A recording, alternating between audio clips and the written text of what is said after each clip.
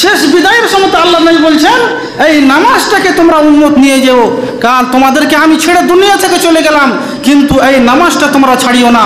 যদি এই নামাজকে তোমরা নিয়ে যেতে পারো, কাল কিয়ামতের দিন আমি নবী তোমাদের সাথে থাকবো।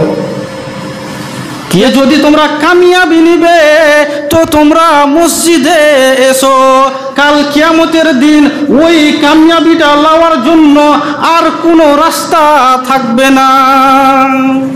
উম্মতকে সম্বোধন করে একটা কথা বললেন, রে আমার পৃথিবীর উম্মত, আমি তোমাদেরকে ছেড়ে আমি দুনিয়া থেকে চলে যাচ্ছি, কাল কিয়ামতের মাঠে তোমার সাথে দেখা হবে, কিন্তু তোমাকে আমি একটা কুপন দিয়ে যাচ্ছি, আসসালাত, এই কুপনটা আমি তোমাকে দিয়ে যাচ্ছি, এই কুপনটা কিন্তু তুমি সাথে করে নিয়ে যাবে।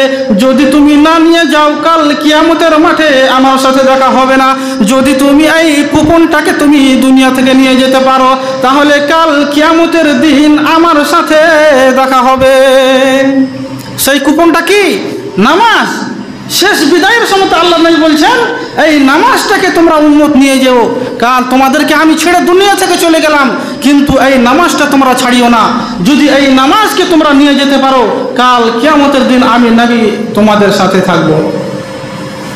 কিয়ামতের মাঠে যখন আল্লাহ রাব্বুল আলামিন তার বান্দাদেরকে আমলনামা দিবেন, আমলনামা দেওয়ার পরে যারা পৃথিবীতে যারা কোনো আমল করেনি আর যারা পৃথিবীতে আমল করেছে, আল্লাহ রাব্বুল আলামিন তাদেরকে একটা করে হাতে টর্চ দিবেন, মানে তাদেরকে লাইট দিবেন, কেননা তারা পৃথিবীতে নামাজ জিনিসটাকে প্রতিষ্ঠিত করেছে।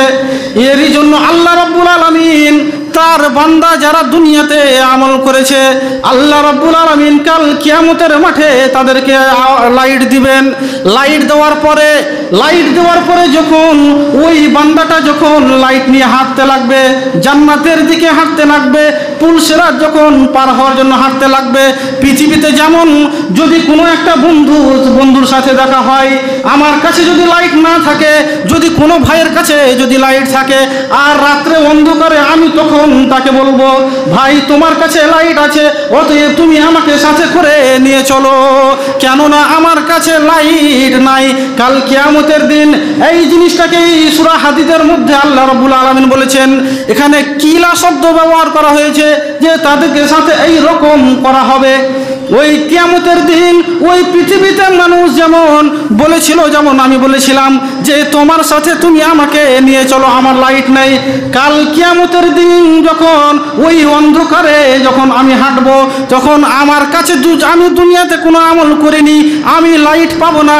ওই লাইট পাবো না যখন আর এক বন্ধুকে আমি বলবো, বে ভাই তুমি আমাকে তোমার লাইটের সাথে তুমি আমাকে নিয়ে চলো, তখন ওই বান্দাটা ওই ভাইটা তখন আপনাকে বলবে যে যাও, তোমাকে যেই জায়গা থেকে নূর বন্টন হচ্ছে, যেই জায়গাতে লাইট বন্টন হচ্ছে, ওই জায়গাতে তুমি চলে যাও।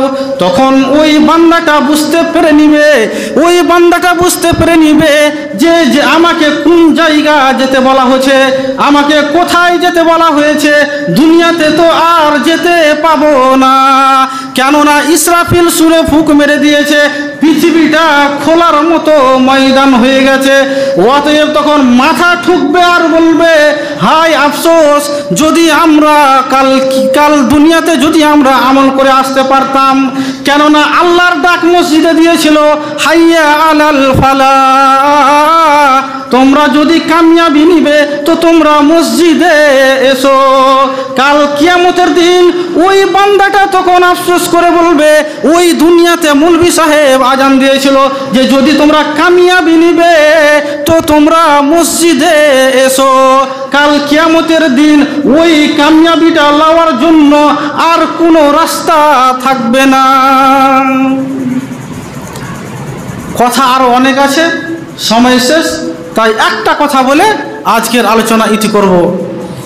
সম্মানিত দিনী ভাই, মানুষ কিয়ামতের মাঠে যখন যারা দুনিয়াতে আমল করে যাবে না, আমল করে না যাওয়াতে ওই কিয়ামতের মাঠে মানুষ ত্রাহি করবে, ছটপট করবে, মানুষ পিপাসার জন্য ছটফট করবে। মুসলিম শরীফের হাদিস, একেবারে ঝলঝল করে আমার হাদিসটা মনে আসছে যে আল্লাহর নবী যখন মানুষ পিপাসার জন্য ছটফট করবে, কাল কিয়ামতের দিন ওই হাউজে কাউসারের কাছে পানি পান করতে যাবে, তখন ফেরেশতারা বলবে সোহকান সোহকান, যাও এখান থেকে ভেগে যাও, তোমার দরকার নেই, তুমি আল্লাহর নবীর উম্মত নয়, এর জন্য তোমাকে পানি দেওয়া হবে না। এইরকমভাবে মানুষ ছটফট করবে। এবং আর একটা কথা, যে মানুষেরা নিরুপায় হয়ে আল্লাহকে শেষ পর্যন্ত বলবে, আল্লাহ আপনি আমাদেরকে আর একবার কমসে কম চান্স দেন যে আমরা দুনিয়াতে গিয়ে আমল করে আমরা আসব। আল্লাহ বলবে ঠিক আছে, তোদেরকে আমি অনেক টাইম দিয়েছিলাম, তোরা আমল করতে পারিসনি, ঠিক আছে তোদেরকে আমি টাইম দিব, তোদেরকে আমি দুনিয়াতে পাঠাবো, কিন্তু তার আগে আমার একটা শর্ত রয়েছে। সেই শর্তটা কি? যে আমার একটাই শর্ত, এই শর্তটা যদি তুমি মানতে পারো তোমাকে আমি আবার দুনিয়াতে পাঠাবো, তুমি আবার আমল করে তুমি আবার আমার কাছে আসবে। সেই শর্তটা কি? সেই শর্তটা হলো একটা হাতের মধ্যে আল্লাহ রাব্বুল আলামিন মানুষকে সুই ছুঁচ দিবেন আর একটা উট দিবেন, এবং আল্লাহ রাব্বুল আলামিন বলবেন এই সুইয়ের ছিদ্রে যেদিন তুমি এই উটটাকে ভরে দিতে পারবে সেই দিন তোমাকে আমি দুনিয়াতে পাঠাবো। হাত মেলে দিবেন, আফসোস করবেন, এটা কোশ্চিন গেলেও কোনোদিন সম্ভব নয়। একটা সুইয়ের ছিদ্রে দিয়ে একটা সুতো ভরতে গেলে এইরকম করি, একটা চোখ বুঝে এরকম করি, ঢুকাতে পারি না। কাল কিয়ামতের দিন আল্লাহ রাব্বুল আলামিন আপনাকে উট ঢুকাতে বলবে, যদি তুমি উট ঢুকাতে পারো তাহলে তুমি দুনিয়াতে নামাজ পড়িও না, যদি তুমি উট ঢুকাতে পারো সুইয়ের ছিদ্র দিয়ে তাহলে তোমাকে দুনিয়াতে কোনো আমল করতে হবে না, তোমাকে দুনিয়াতে কোনো ভালো ব্যবহার করতে হবে না, পিতামাতার সাথে সদ্ব্যবহার করতে হবে না, তোমার যেটা মন সেটা তুমি দুনিয়াতে করবে। যদি তুমি এইরকম মনে করো, তোমার মনের মধ্যে যদি এইরকম সাহস থাকে, যদি ক্ষমতা থাকে, যদি দম থাকে যে আমি ওই কিয়ামতের মাঠে সুইয়ের ছিদ্র দিয়ে একটা উটকে পার করে দিতে পারবো, যদি ক্ষমতা থাকে তাহলে দুনিয়াতে আপনাকে কিছু করতে হবে না। যদি ক্ষমতা না থাকে তাহলে আপনাকে এক্ষুনি আজকে থেকে নামাজ স্টার্ট করতে হবে। সম্মানিত দিনী ভাই, আপনাকে আমি অন্তর থেকে ভালোবাসি, আপনাকে আমি আবার শেষের বেলায় অনুরোধ করছি যে কোনো মূল্যে আল্লাহ এবং আল্লাহ রসুলের দিকে ফিরে আসুন, কেননা মরে একদিন যেতেই হবে। এবং কিয়ামতের মাঠে সারা পৃথিবীতে যত মানুষ আছে সমস্ত মানুষকে একটা সেকেন্ডের হিসাব আল্লাহ রাব্বুল আলামিনকে বুঝিয়ে দিতে হবে। আল্লাহ রাব্বুল আলামিন যাতে করে আমাদেরকে সঠিকটা বুঝার এবং ভালোভাবে চলার তৌফিক